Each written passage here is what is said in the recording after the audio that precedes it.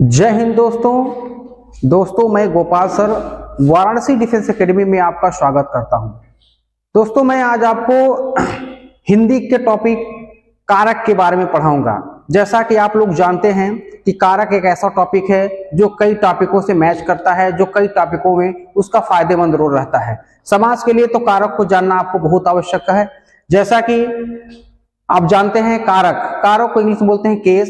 ये कारक होते क्या हैं, क्योंकि यूपीपी के परीक्षा में ये कारक आपसे दो क्वेश्चन, कभी कभी 3 क्वेश्चन पूछते हैं। है टॉपिक बहुत आसान, इसको बस मुझे आपको समझाना है कि आप समझ के करना है, न कि यहाँ रटकर। जैसा कि आप जानते हो कारक यानी कि क्रिया को करने में जो सहायक हो उसे कारक कहते हैं। हम स्मार्ट बोर्ड पर लिख रहे हैं, लिखने के लिए हमारा जो सहायक है वो हमारा ये मार्कर है, तो यही हमारा हो जाता है कारक। यानी कि क्रिया को करने में जो सहायक हो उसी को कारक कहा जाता है।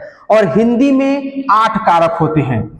हिंदी में 8 कारक होते हैं और 8 जो कारक होते हैं उस कारकों के चिन्ह भी होते हैं। और संस्कृत में 2 टाइप से क्वेश्चन होता है कि हिंदी में कितने कारक होते हैं, तो 8, और संस्कृत की बात जब आती है तो संस्कृत में 6 कारक होते हैं। कभी कभी संख्या भी पूछ सकता है, तो संख्या के लिए हिंदी में 8 कारक और संस्कृत में 6 कारक।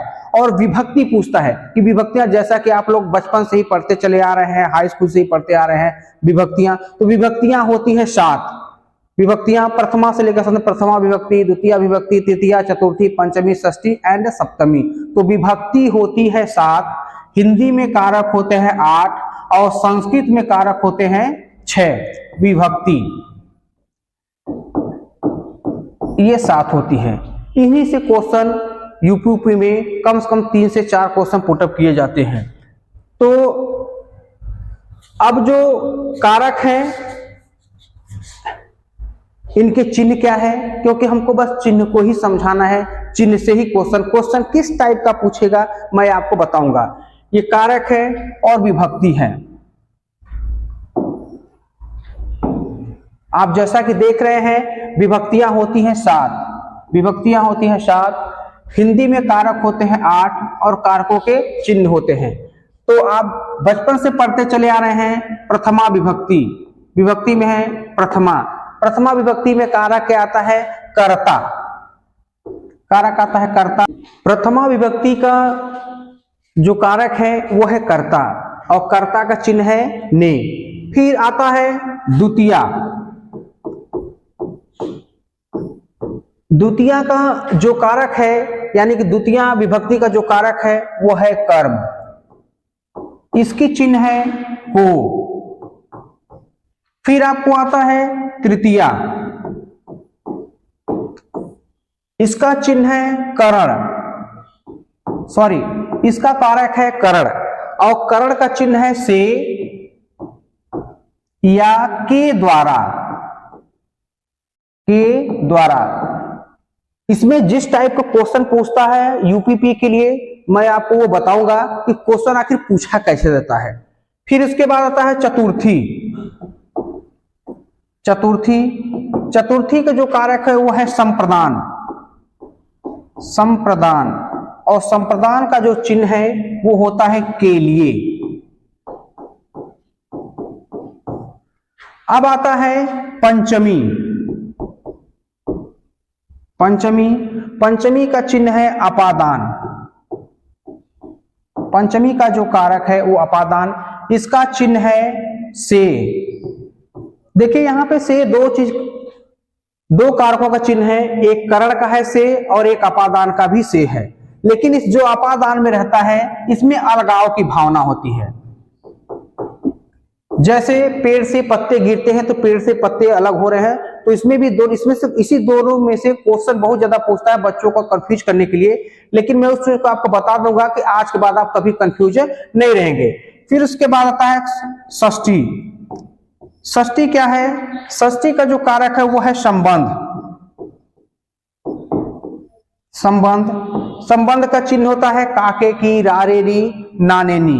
तो का के की। फिर उसके बाद आता है सप्तमी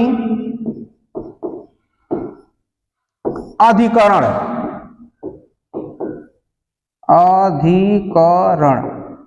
अधिकरण का जो चिन्ह है वो है में पर। अब कारक यहां सात है। अब आठवां जो कारक है वो है संबोधन। संबोधन, तो संबोधन का जो चिन्ह होता है वो होता है, और इस संबोधन का जो निशान होता है इसमें जरूर लगा रहेगा एक खड़ी पाही और नीचे से बिंदी, हे, हो, अरे। यही हिंदी के 8 कारक हैं और 8 कारक के चिन्ह। इसी चिन्ह से आपको बचपन से पढ़ते हैं कर्ता ने कर्म को करण से संप्रदान के लिए अपादान से अलगाव की भावना आती है। फिर उसके बाद संबंध काके की, रारेरी, नानेनी, फिर अधिकरण में, पर और संबोधन हे, हो, हरे। संबोधन में ये जो चिन्ह है संबोधन का वो लगा रहेगा और इसी में से क्वेश्चन आपको पूछता है। अब देखिए क्वेश्चन क्या है, तो एक बार फिर मैं आपको रिपीट कर देना चाहता हूं कि क्रिया को करने में जो सहायक होते हैं उसे कारक कहते हैं। हिंदी में 8 कारक होते हैं और संस्कृत में 6 कारक होते हैं और विभक्तियां 7 होती हैं। अब देखिए इसी से क्वेश्चन कैसे पूछता है। जैसे क्वेश्चन पूछने का तरीका है, राम ने रोटी खाई। राम ने रोटी खाई।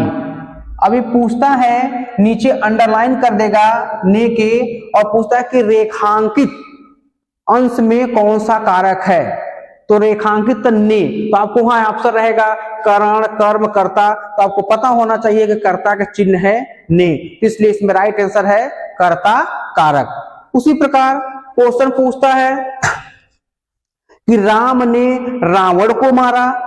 ये क्वेश्चन बहुत पूछता है, इसमें 2-2 कारकों के चिन्ह का प्रयोग किया गया है, लेकिन उसके पूछने के क्राइटेरिया होता है, उसके जो भी पूछता है उसके नीचे अंडरलाइन कर देता है कि रेखांकित चीज में कौन सा कारक है। जैसे राम ने रावण को मारा, इसमें को के नीचे अंडरलाइन कर देगा, पूछेगा कि रेखांकित में। हमें ये ध्यान देना चाहिए कि रेखांकित पूछ रहा है। अगला क्वेश्चन को पूरा क्वेश्चन पढ़कर आप करेंगे कि रेखांकित में को पूछ रहा है, तो को किसका कारक है, कर्म का। फिर उसी प्रकार करण है, संप्रदान है, अपादान है, संबंध है ना, तो इसी के कारकों के चिन्ह होते हैं, इसी से क्वेश्चन पूछता है। फिर क्या है, करण कारक है, इसमें से या के द्वारा, यानी कि कोई चीज होती है ना जी, जैसे अगर इसमें आपको देखा जाए कारकों में, तो इससे ये हम जो चिन्ह है 8 चिन्ह, ये हम बचपन से पढ़ते चले और इसी 8 चिन्ह से हर एक क्वेश्चन का है, इसको फिर एक बार समझने के बाद दोबारा समझने की जरूरत नहीं है। अब आता है से की, से है, से के अगर, जैसे कि आपको क्वेश्चन पूछता है रस भरा, रस भरा, तो ये रस से भरा, इसमें अलगाव की भावना नहीं है, तो इसमें से या के द्वारा हो जाएगा, या तुलसी कृत, तुलसी के द्वारा कृत। फिर उसके बाद अगर सेंटेंस में देखा जाए, जैसे संप्रदान का चिन्ह होता है के लिए, तो अगर हम एक वाक्य बना देते हैं कि वाक्य के अंतर्गत कैसे आएंगे, तो वाक्य पूछता है के लिए में कि प्यासे के लिए पानी दो। अगर आपसे यहां पूछ दिया कि प्यासे के लिए पानी दो, प्यासे के लिए पानी दो। अब इस सेंटेंस में पूछ दिया तो पूछता है कि के लिए किसका कारक है, तो आपको पता होना चाहिए कि के लिए आपका संप्रदान चिन्ह का कारक है। उसी प्रकार अब आपको आता है अपादान। अपादान और करण से खूब पूछता है। अपादान फिर करके बना दीजिए। अपादान से फिर आपको पूछता है कि क्या है इसमें, तो जैसे पेड़ से पत्ते गिरते हैं,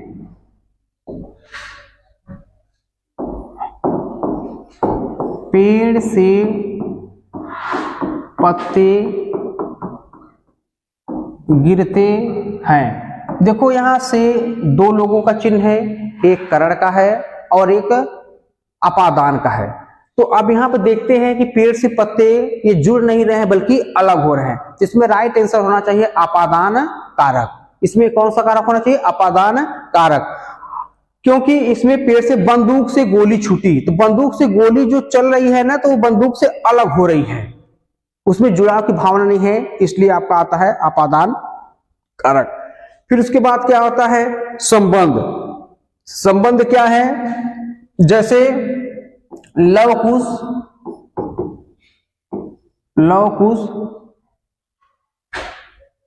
श्री राम के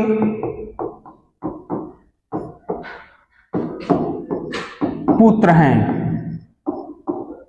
या पुत्र थे, श्री राम के पुत्र थे। तो लव कुश श्री राम के, तो यहाँ पे अगर इसमें अंडरलाइन नहीं भी किया है के में, तो आपको सेंटेंस देखना चाहिए कि लव कुश और श्री राम के बीच में संबंध है। तो संबंध है तो संबंध का चिन्ह का के की, इसमें हम वो पकड़ने में बहुत आसानी होती है कि यह संबंध तत्पुरुष का यानी संबंध कारक का चिन्ह है। फिर आता है अधिकरण। अधिकरण का चिन्ह है में पर। जैसे क्वेश्चन पूछता है चारपाई पर भाई साहब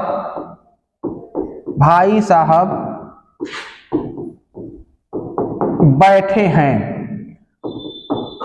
चारपाई पर भाई साहब बैठे हैं। भाई साहब कहां बैठे हैं, चारपाई पर। तो में और पर, हमें बस कारक के चिन्ह को यदि हम उसको एक बार समझ लेते हैं तो फिर हमारे लिए कारक एकदम बाएं हाथ का खेल होता है। तो इसमें सीधे से दिखता है कि इसमें आपका अधिकरण कारक है। फिर उसके बाद आता है संबोधन। संबोधन का जो चिन्ह होता है एक खड़ी पाही बीच में। जैसे हम किसी को संबोधित करते हैं, जैसे कहते हैं कि ए, या किसी को शाबाशी देते कि शाबाश आप अच्छे हैं, तो इसको संबोधित करते हैं तो उसको इसमें चिन्ह जरूर लगा है। जैसे प्रश्न इसमें क्वेश्चन किस टाइप का पूछता है तो आप देख लीजिए संबोधन में। संबोधन से क्वेश्चन तो एकदम आंख बंद करके कर देना चाहिए, क्योंकि इसमें पूछता है उसमें आपको समझ लीजिए उस क्वेश्चन में आपका आंसर रहता है कि हे राकेश,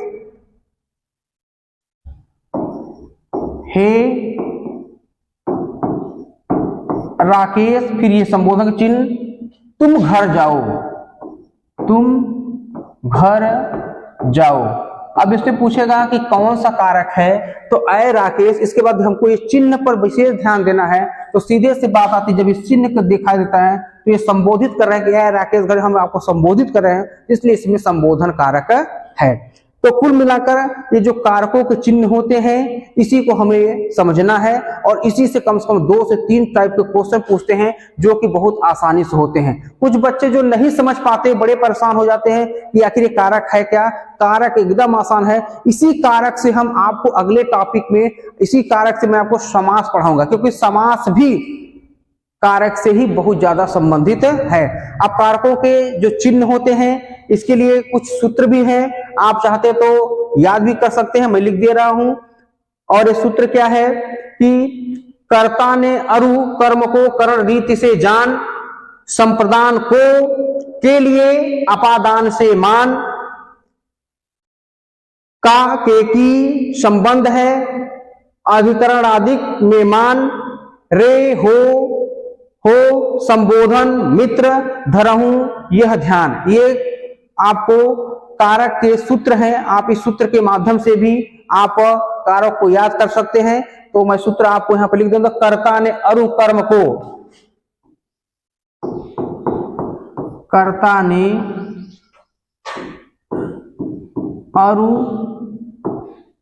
कर्म को, कर्ता ने अरु कर्म को करण रीति से जान, करण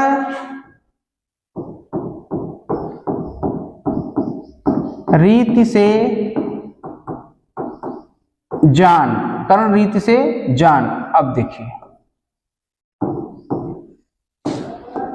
दूसरी लाइन क्या है, संप्रदान को के लिए,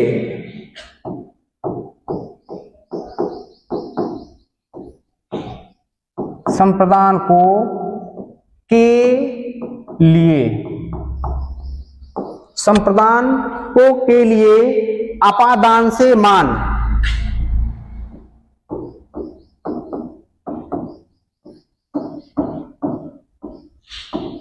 अपादान से मान। फिर नेक्स्ट लाइन क्या कहता है कि का के की संबंध है, का के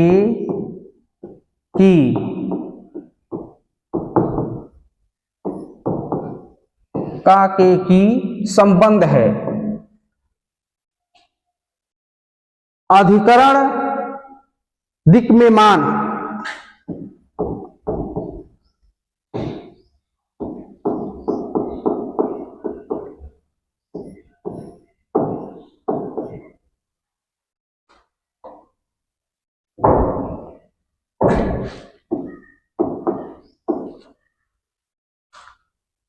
रे हो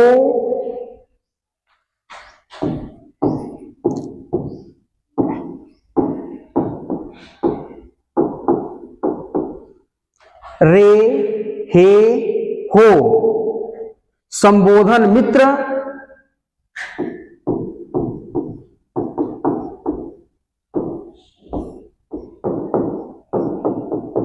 संबोधन मित्र। धरहूं यह ध्यान,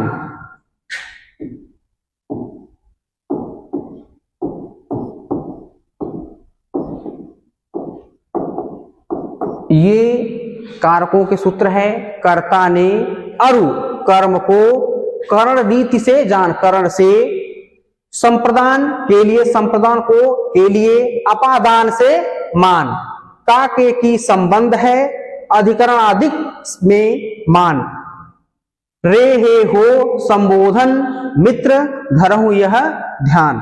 तो बच्चों आज आपको ये जो कारक है, कारक के सूत्र हैं, इससे भी याद कर सकते हैं। नहीं तो आपको जो मैं कारक के चिन्ह बताए थे, कर्ता ने कर्म को करण से, संप्रदान के लिए, अपादान से, लेकिन अलगाव की भावना है, फिर संबंध काके की, अधिकरण में पर, और संबोधन हे हो हरे। इसी से आप कारक, आज की टॉपिक जो है, इसी से आप कारक के जितने भी क्वेश्चन आए, आप यूपीपी के लिए, किसी भी परीक्षा के लिए आप कर सकते हैं। तो बच्चों आज के लिए ही इतना ही, फिर नेक्स्ट वीडियो मिलते हैं। जय हिंद, जय भारत।